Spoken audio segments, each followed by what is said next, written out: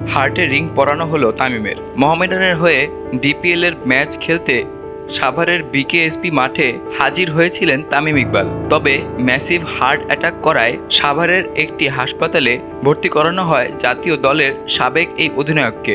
সোমবার Mohammedan sporting club ও শাইনপুকুরের মধ্যকার ডিপিএলের match চলাকালে বুকে ব্যথা অনুভব করায় তামিমকে বিকেএসপির পাশে ফজিলতুন্নেসা হাসপাতালে ভর্তি করানো হয়। অবস্থা সংকটাপন্ন হওয়ায় লাইফ সাপোর্টে নেওয়া হয় তামিমকে। তামিমের হার্টে রিং পরানো হয়েছে।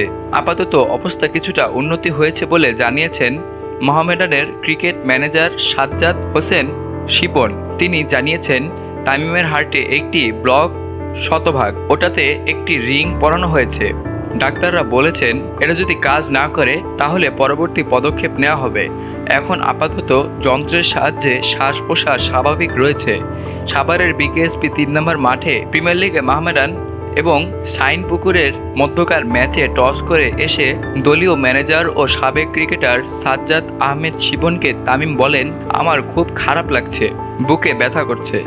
শিপন সহ সতীর্থ ক্রিকেটার এবং কর্মকর্তারা অবস্থা দেখে ধারণা করেন হয়তো হার্ট অ্যাটাক হয়েছে, তাই দ্রুত অ্যাম্বুলেন্স ডাকা হয়। একই সঙ্গে হেলিকপ্টারও ডেকে আনা হয় এভার কেয়ার হাসপাতালে নেয়ার জন্য, কিন্তু চেষ্টা করেও হেলিকপ্টারে তোলা যায়নি, কারণ হেলিকপ্টারে তোলার সময় আবার লুটিয়ে পড়েন তিনি। পরে বিকেএসপির পাশে ফজিলতুন্নেসা হাসপাতালে ভর্তি করানো হয় তাকে।